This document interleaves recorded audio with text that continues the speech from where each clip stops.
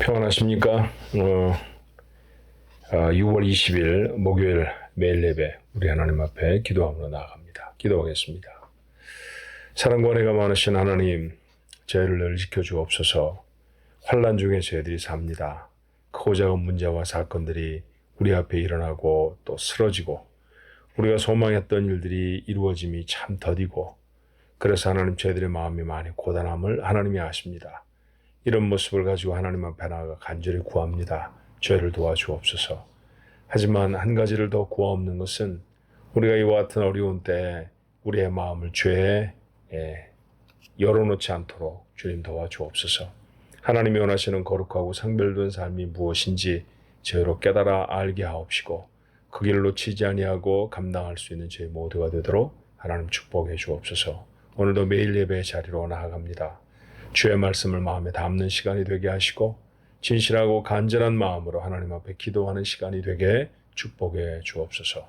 예수님의 이름으로 간절히 기도하옵나이다. 아멘. 오늘 함께 부를 찬송은요, 찬송가 421장입니다. 내가 예수 믿고서라고 하는 제목의 찬송이에요. 421장 찬송 함께 하겠습니다.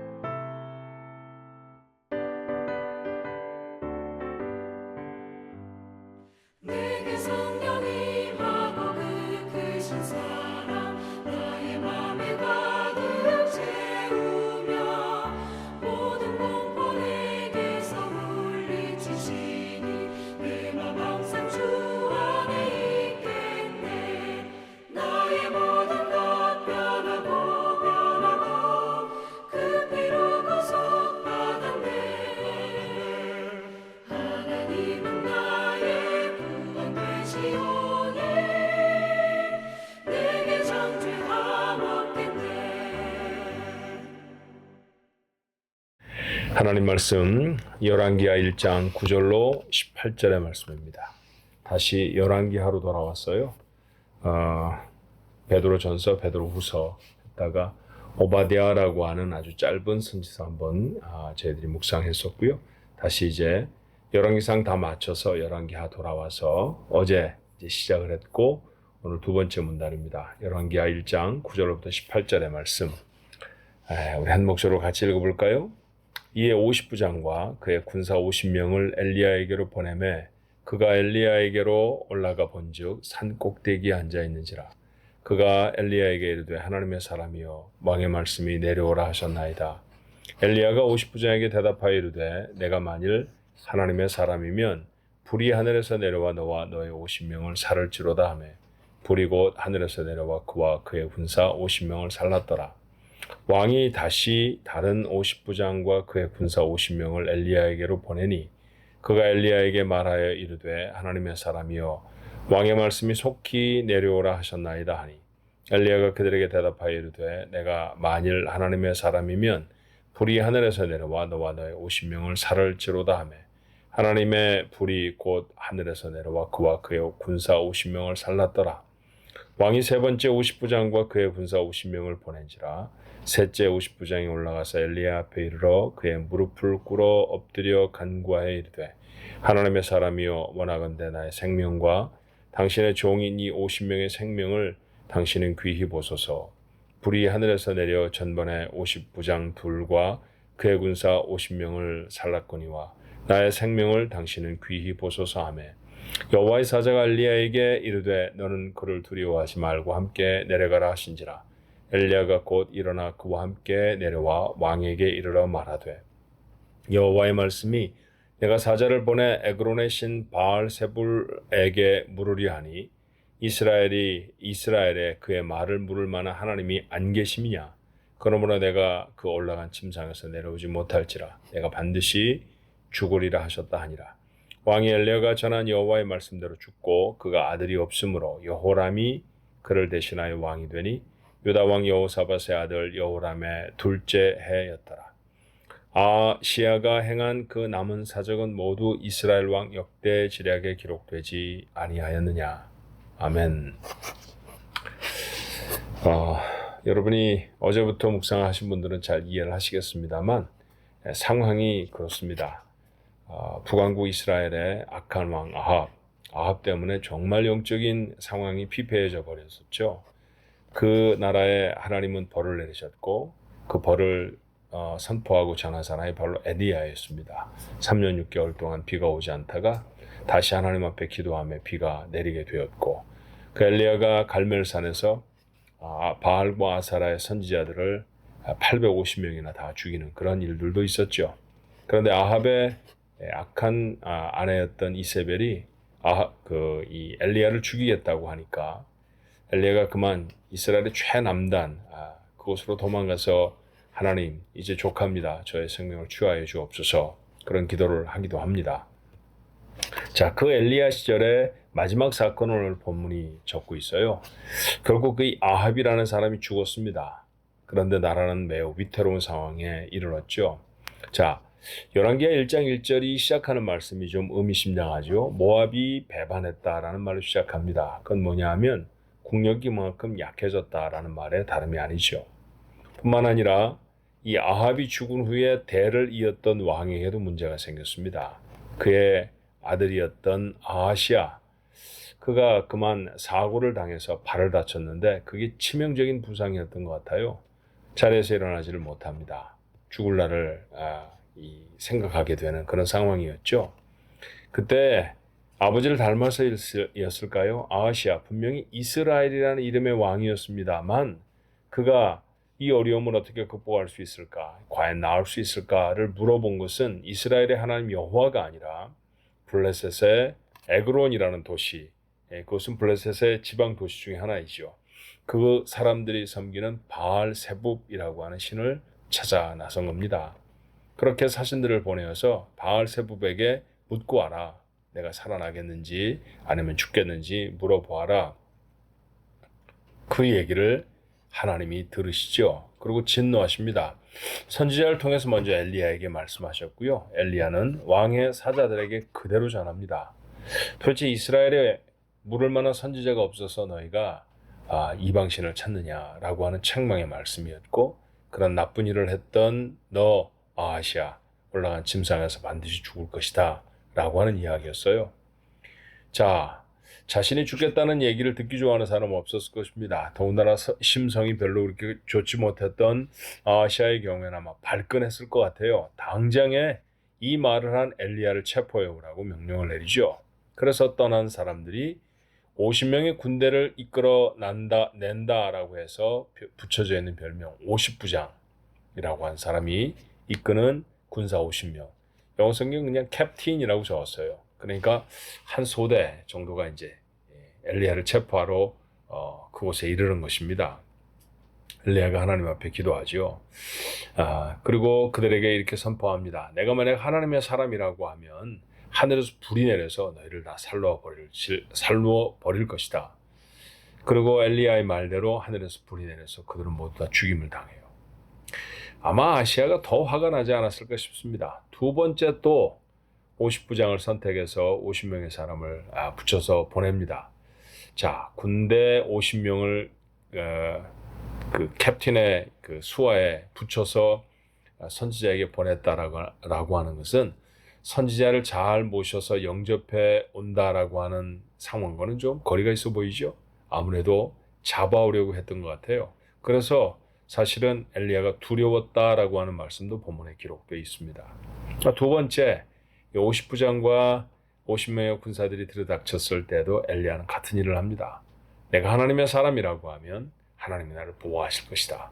하늘에서 불이 내려서 너희들 모두를 벌을 주실 것이다. 말씀대로 됐죠. 아하시아가 더 불같이 화가 났습니다.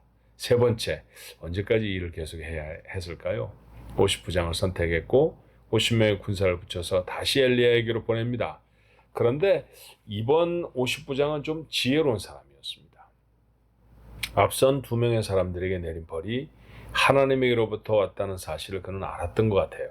그는 엘리야에게 조용히 찾아가서 부탁을 합니다. 전하, 제가 데리고 온 군사들은 잘못이 없습니다. 명령을 따를 뿐입니다. 그러니 저희들의 목숨을 귀하게 여겨주십시오. 왕이 보자고 하시니까 한번 가주시지 않겠습니까? 겸손하게 부탁을 하죠. 하나님이 그때에는 벌을 내리시지 않습니다. 아마도 엘리야의 두려움이 이제 지나쳤던 것 같아요. 그렇게 겸손하게 말을 하니까 체포하러 온 사람에 대해서 불안함이 없었겠죠. 그리고 엘리야도 하나님 불을 내려서 저들을 다 태워주세요. 아마 그렇게 말하지 않았던 것 같습니다. 그리고 엘리야는 그를 따라서 아합 왕 앞에 아하시아 왕 앞에 섭니다. 그런데 했던 말이 똑같은 말이죠. 자, 말하되 여호와의 말씀이 내가 사자를 보내 에그론의 신 바알세부백에 물으리 하니 이스라엘에 그의 말을 물을 만한 하나님이 안 계심이냐? 그러므로 내가 그 올라간 침상에서 내려오지 못할지라 내가 반드시 죽으리라 하셨다 하니라. 엘리야는 담대하게 자신을 체포해 와서 죽일 만한 권세가 있었던 아하시아 왕 앞에서도 하나님의 말씀을 전합니다. 이것은 앞선 말씀 1장 3절로부터 4절에 있었던 말씀과 거의 틀림이 없는 같은 말씀이었어요. 자, 오늘 본문의 말씀을 읽으며 우리의 마음에 담아야 할 교훈은 뭘까요? 제가 이 예배를 시작하면서 기도했던 것처럼 정말 불확실한 시대를 살아가죠. 경제적으로도 많이 어려운 그런 시대이고요. 여러분 개인에게 닥쳐있는 문제나 어려움들을 아직도 해결하지 못해서 간절한 마음으로 하나님을 바라고 계시는 분들도 계실 것입니다. 그런데 여러분, 오늘 이 말씀을 통해 우리가 먼저 마음에 담게 되는 은혜는 하나님의 사람은 하나님이 지키신다라는 거예요. 하나님의 사람 엘리야, 하나님이 지켜주셨잖아요. 2번이나 체포하러 온 사람들이 하나님의 벌을 받아서 다 죽습니다. 그리고 불같이 분노하여서 군대를 보냈던 아하시아 앞에 엘리야가 섰음에도 불구하고 아하시아는 엘리야에게 아무것도 할 수 없었어요. 손가락 하나를 까딱 할 수 없었습니다. 도리어 엘리야의 선포처럼 그는 그 침상에서 얼마 후에 죽고 맙니다. 우리는 하나님의 사람으로 세상을 삽니다. 우리가 바라보는 현상이나 어려움이 아무리 어렵다 할지라도 엘리야와 같은 마음으로 하나님 앞에 기도했으면 좋겠어요. 어떤 어려운 상황에도 하나님이 엘리야를 지켜주셨던 것처럼 하나님, 저희도 지켜주옵소서. 하나님이 이 어려운 상황을 면하여서 하나님의 영광을 드러낼 수 있도록 저와 함께 해주옵소서. 기도하며 나아갈 때 우리 하나님이 엘리야를 지키셨던 것처럼 우리 가족들도 지켜주실 줄로 믿습니다. 또 하나, 하나님의 사람을 지키지 않으면 근데 하나님의 사람 되어짐이 오늘 본문에 뭐라고 나와 있습니까? 아하시아 아버지 때부터 엘리야와는 별로 가깝지 않습니다. 아버지 아합 때에도 그리고 지금 아들 아하시아 때에도 별로 그 이스라엘의 왕가와 엘리야는 좋은 관계가 아니죠. 늘 갈등 관계, 위태로운 일을 당할 수밖에 없는 상황이기도 했었습니다. 그런데 하나님은 그의 사자들에게 가라 말씀하셨더니 엘리야가 그 말대로 그 사자들에게 가서 하나님이 전하라고 하신 말씀을 그대로 전합니다. 여러분, 누군가에게 축복의 말을 전하는 건 참 쉽죠. 그렇지만 부정적인 말, 저주의 말을 전하는 것은 참 어렵습니다. 그것도 대상이 왕 아닙니까? 내가 지금 하나님을 찾지 않고 이방의 신을 찾으니까 하나님이 진노하셨다. 그래서 너 이 상처 치료하지 못하고 죽을 것이다. 이런 얘기를 한다는 것은 쉬운 일이 아니죠. 그런데 하나님은 쉽고 어려움을 떠나서 하나님은 그에게 말씀하신 대로 사자들에게 찾아 나아갑니다. 뿐만 아니라 오늘 본문의 말씀에도 보면 다시금 그는 사자가 아니라 이제는 자신의 생명을 빼앗을 수 있는 왕 앞에 서잖아요. 그런데도 조금 더 두려움이 없이 하나님의 말씀이 조금 더 변화되지 않은 채로 그는 하나님의 말씀은 그에게 분명하게 전합니다. 이 사실, 이 모습이, 이 태도가 우리에게 필요한 것이죠. 세상을 살아가면서 하나님의 사람이라고 하는 칭호를 받는 것보다 더 영예로운 일은 없다고 생각해요. 누가 도대체 하나님의 사람입니까? 하나님의 말씀을 듣는 사람이고요. 그 하나님의 말씀에 순종하는 사람이고, 어떤 어려운 상황과 처지에 놓였을지라도 하나님의 말씀을 변개치 아니하는 사람이 바로 하나님의 사람입니다. 오늘 여러분은 어떤 하나님의 말씀을 아십니까? 또 하나님이 여러분에게 하라고 하신 어떤 말씀을 마음에 담으셨나요? 그 말씀에 순종하십시오. 하나님은 여러분을 지키십니다. 상황이 어렵다고 해서 말씀을 고치면 안 됩니다. 말씀은 하나님이 세상을 지으셨을 때부터 지금까지 하나님의 말씀은 변화되지 않습니다. 그 변하지 아니하는 말씀을 우리는 성경으로 우리의 손에 들고 있잖아요. 그 말씀을 펴보십시오. 지금 이 예배도 하나님의 말씀을 펴고 우리가 예배하고 있지 않습니까? 그렇다고 하면 그 말씀 속에서 발견한 내용, 그것은 내 환경에 맞추어서 늘어졌다가 줄어들었다 하는 말씀이 되지 않아야 합니다. 그 말씀을 먼저 지키십시오. 그러면 하나님은 말씀에 맞추어 살아갈 수 있도록 여러분의 환경을 바꿔 주실 줄로 믿습니다. 엘리야를 지키셨던 그 하나님의 놀라운 은혜가 여러분의 삶에 함께 하시기를 주님의 이름으로 축원합니다. 기도하겠습니다. 하나님, 불확실한 세상을 살아가면서도 저희들은 여전히 하나님의 사람이게 하옵소서. 하나님이 무엇을 말씀하시든지 아멘하게 하시고 그 말씀을 들은 대로 우리의 삶에 순종할 수 있게 하옵소서. 때때로 저희들은 우리의 상황에 맞추어 말씀을 제멋대로 바꿀 때가 있습니다. 하나님도 이해하시겠지.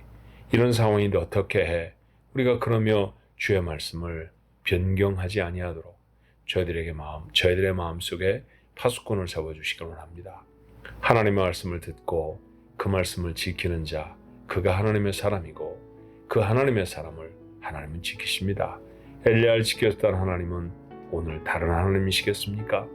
그를 지켜내셨듯이 이 세상의 불같은 어려움들이 우리에게 닥친다 할지라도 하나님 아버지 엘리야를 지켜주셨듯이 저희 가족들을, 저희를 지켜 주시옵소서. 하나님 앞에 그렇게 튼튼하게 아버지는 보호받는 안정되고 평안한 삶이 오늘 예배하는 우리 가족들 모두의 삶이 되도록 축복하옵소서. 예수님의 이름으로 간절히 기도하옵나이다. 아멘.